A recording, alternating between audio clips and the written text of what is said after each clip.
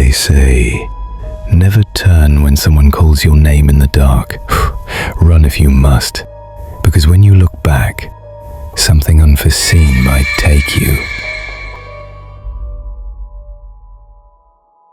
They came up from the city in 2 SUVs. Cousins, snacks, and the kind of laughter that fills silence before it settles. A family that could afford peace for a weekend, and noise again by Monday. There it was, the farmhouse folded into the green, its roof rusted and tired, its windows already awake. The engines died. Inside, someone found the switches, and a warm light breathed life into the walls. Inside, the house smelled faintly of polish and rain, a place cared for but rarely lived in. They moved through it with city ease, shoes still on, phones lighting the corners before the lamps did. Someone joked about the Wi-Fi. Someone else called for tea, the kind of noise that makes a place feel owned, not borrowed. It was almost dinner time when her mother told her to call the cousins. They had gone somewhere toward the far side of the property, laughter slipping in and out of the fog. Just a small errand, nothing to fear. Alina stood at the doorway for a moment. Curiosity is the cruelest kind of courage. Alina stood still. Somewhere behind her, a voice called, "Alina." She looked back. A woman stood there, her skin pale and dry, her eyes glowing white like cooled fire.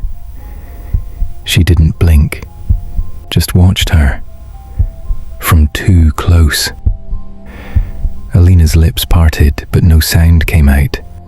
And then, darkness. They rushed outside when they heard the scream. Alina lay on the grass, motionless. Someone knelt beside her, calling her name. Another shone a phone light to her face. They lifted her carefully and carried her to the car. They were rushing back to the city. Alina stirred. Her eyes slowly opened. For a second, everything seemed normal, until she looked at the window.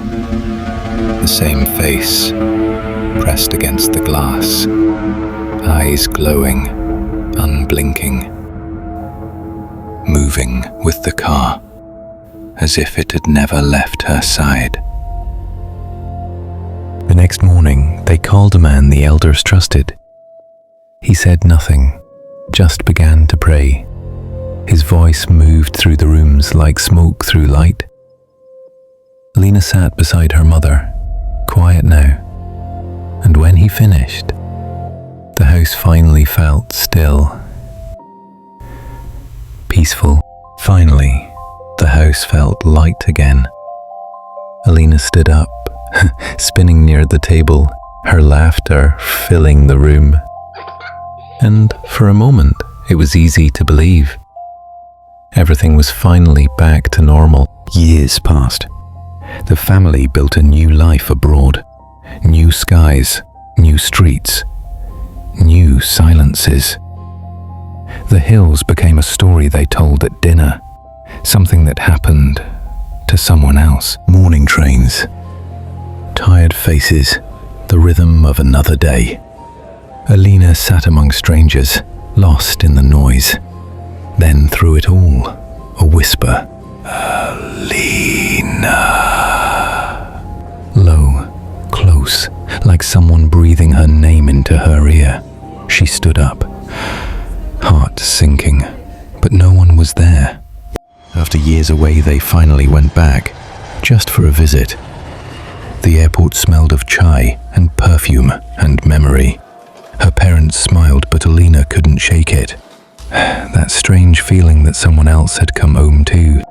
After years abroad, it felt strange to be home again. From the airport, they drove straight toward the farmhouse, their old weekend escape. The city lights faded behind them, replaced by long, quiet roads. At first, it felt peaceful, until the silence began to sound like memory. The man at the gate didn't smile. He stepped closer, squinting into the headlights. "This place isn't for rent anymore," he said quietly. "No one's lived here for years." Alina's father leaned forward, confused. "This isn't a rental," he said. "This is my house." The gatekeeper didn't move. He just stepped back and opened the gate. They freshened up and sat together for dinner. The table filled with home-cooked food, quiet laughter, and soft conversation. No one talked about the past. No one needed to. She unpacked quietly. The curtain moved, even though the window was shut. She looked up, waiting for the air to settle. Then the light flickered. Just once. She told herself it was nothing, but her hands stopped moving. She walked down the hallway, her phone light brushing the walls. Everything looked normal. But just beside her, on the wall, a shape began to move. Slow, inhuman, watching her every step. And she never noticed. She stepped into the next room. Everything was covered. Chairs, frames, even the mirror. The air felt heavier here. She pulled the sheet away from the mirror and saw her reflection. It stared back for a moment. Then the glass began to move, like something alive underneath it. The reflection twisted. It was the same entity, eyes hollow, mouth widening into something soundless, and just as fast, it was gone. Only her face remained. She ran through the hallway, through the door, out into the open air. Her heart pounded louder than her steps. And then she saw it, standing ahead in the dark when nothing should have been. Before she could scream, it was already beside her. As they say, never look back when someone calls you.